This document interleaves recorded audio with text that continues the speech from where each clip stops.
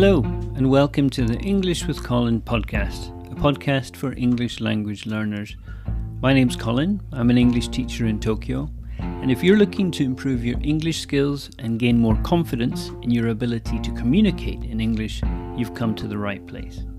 In these episodes, I'll provide you with short conversations in English that cover a range of topics, from everyday situations to more specialised subjects.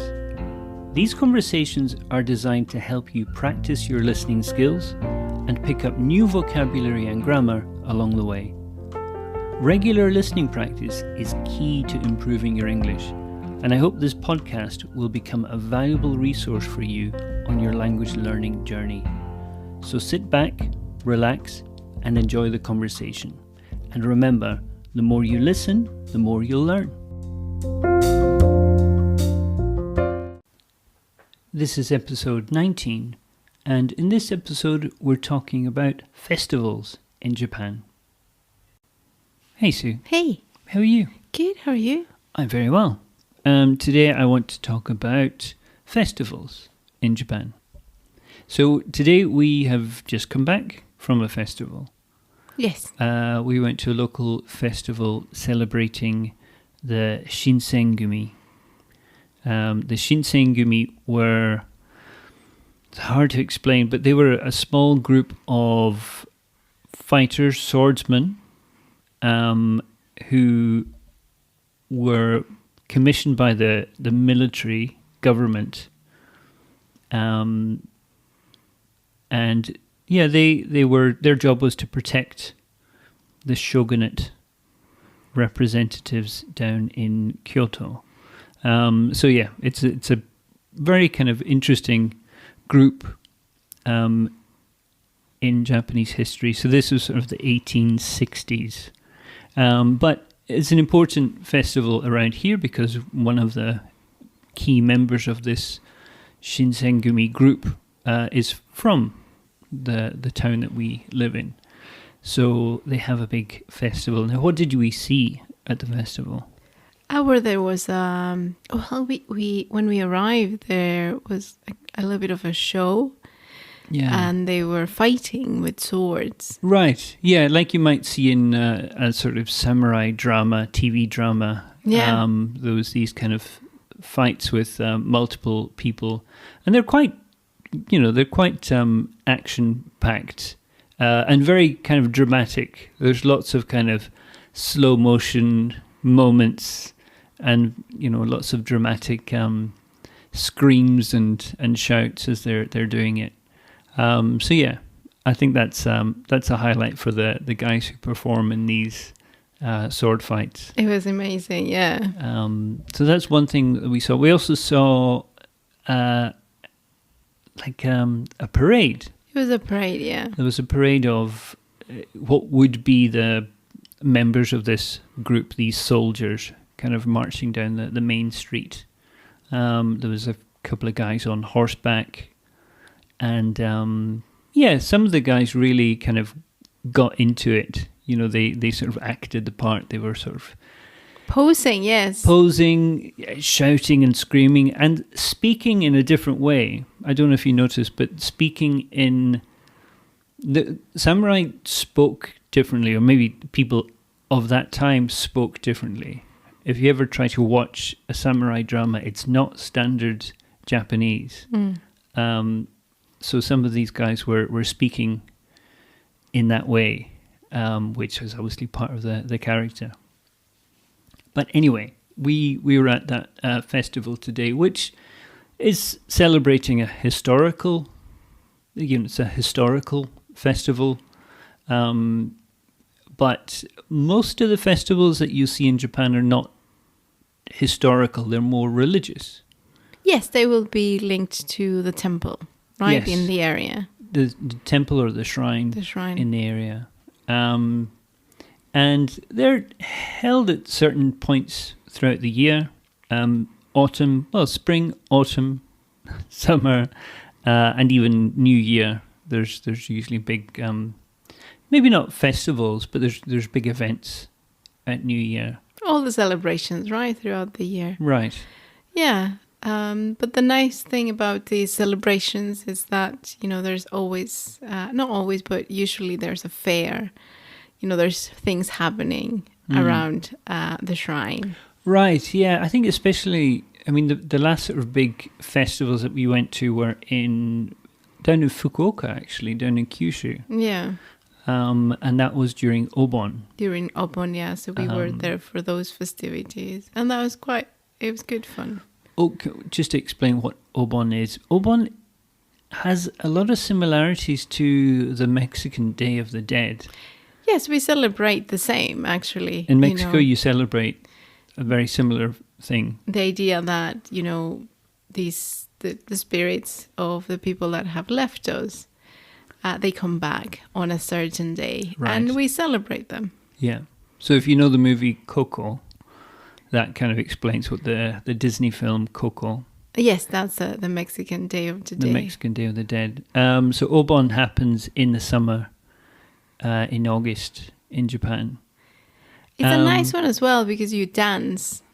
Yes, that's true. Yes, the Obon dance, the odori, is a big part of it.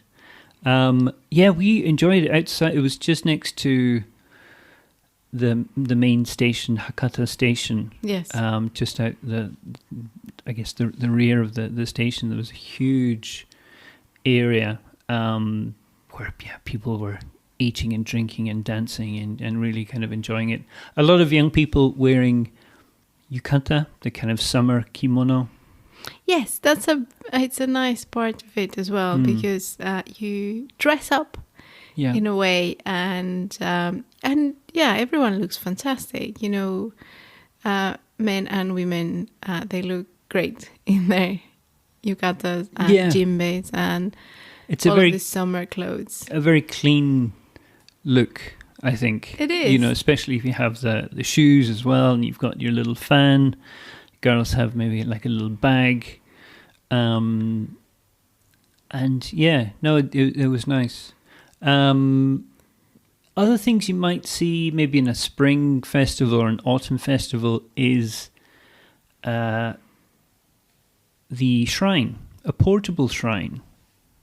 They carry it around the streets, they call right? it the mikoshi. Mm-hmm. That's a kind of portable shrine that gets it gets carried around the area. And these festivals are very local.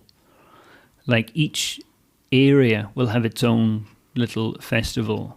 Yes, and the idea is that people from that neighborhood participate. Yeah.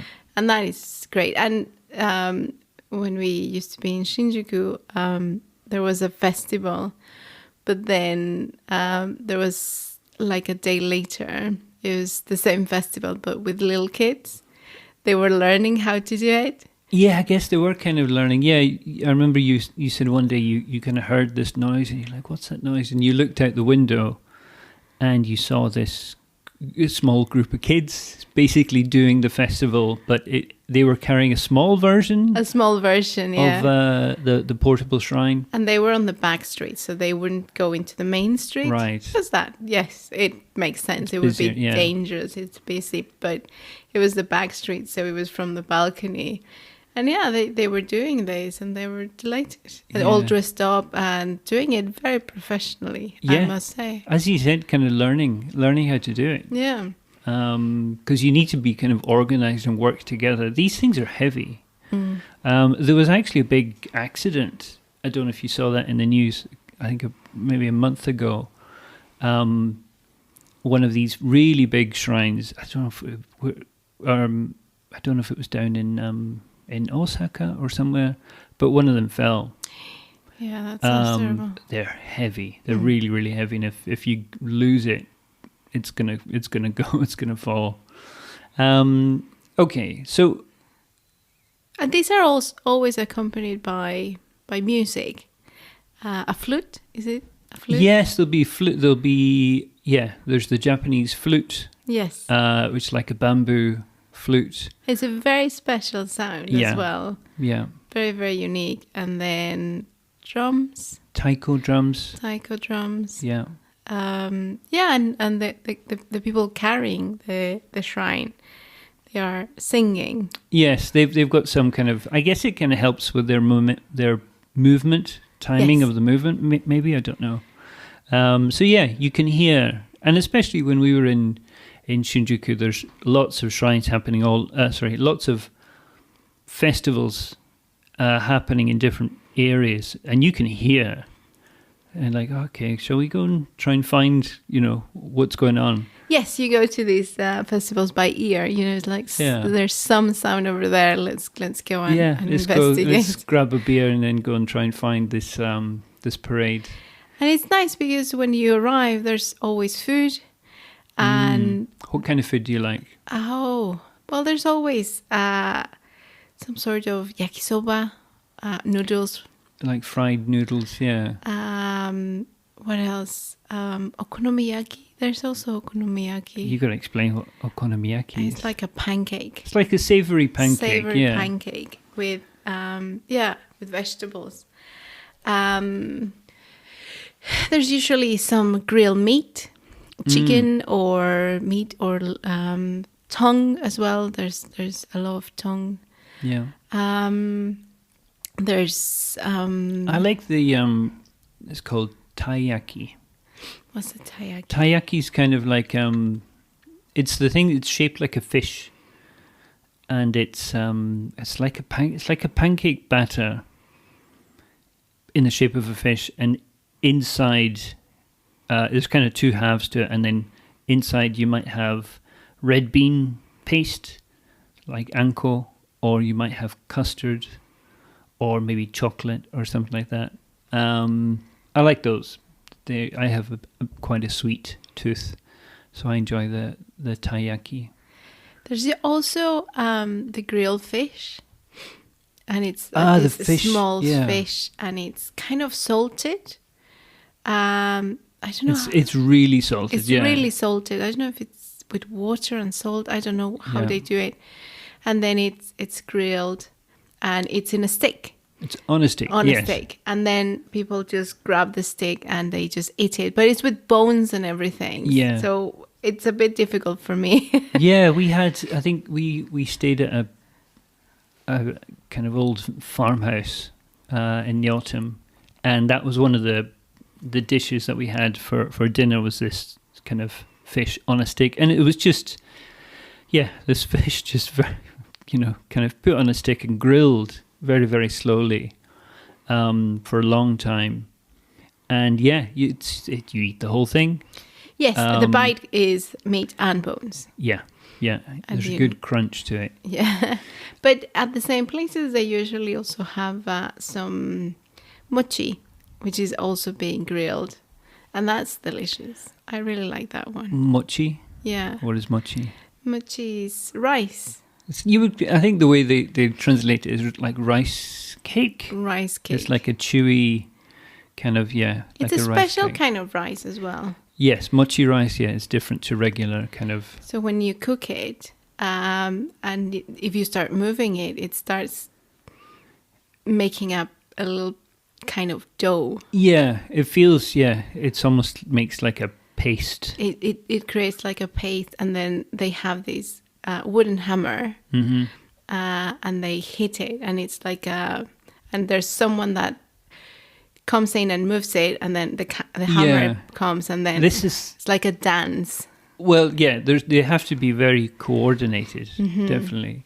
That's something that you need to see. It's hard to explain, but if you type in like mochi, and so mochi MOCHI, and hammer, HAMMER, you'll find something. And it's something they do. I think we do it at New Year in Shinjuku. We were walking past. We walked an past area. And they were doing it. And then we stayed, and it was just made, and then they have the different toppings. Yeah, that's true. Kinoko, that's my favorite. Kinako. Yes. Kinako is it's a mushroom. Yeah. Kinako. And it's so nice. It's a lovely taste. Yeah. Summer festivals. I'm looking forward to the festivals in the summer because you've got fireworks. Fireworks, for me, the fireworks are something in November. We have them on the 5th of November or near the 5th of November in the UK. Guy Fawkes night on the 5th of November, or at New Year. So at midnight on New Year's Eve. But in Japan, fireworks is a summer thing. It's a summer festival thing. Yes, because it's so hot that when you can come out is at night. Yeah. And, that's the perfect time for fireworks. But there's a long history of fireworks in Japan with, obviously they had a lot of trade with China, and fireworks has been a part of Chinese culture for hundreds of years, if not thousands of years. So fireworks are a big deal in Japan. I've seen some incredible firework displays. We went to the one. Did we go to Tokyo Bay? We did, yes, but we had to walk and walk and walk. Yeah, that's true. And I also went to one in Niigata, which is incredible. Nagaoka Festival in Niigata. Probably one of the best firework displays I will ever see in my life. And I was lucky to go to that a couple of times. So yeah, if you get a chance, if you visit Japan, definitely look out for festivals. It doesn't matter what time of year; they're all unique and special in their own way. But it could be a real highlight of your trip. And that's a wrap for today's episode of the English with Colin podcast.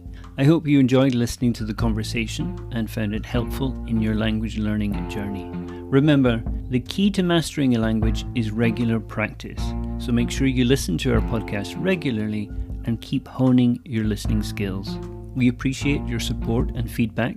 So if you have any comments, questions, or suggestions for future topics, please don't hesitate to get in touch with us. You can find our contact information in the show notes. Thank you for listening, and I look forward to joining you again next time for another conversation in English. Until then, keep practicing and take care.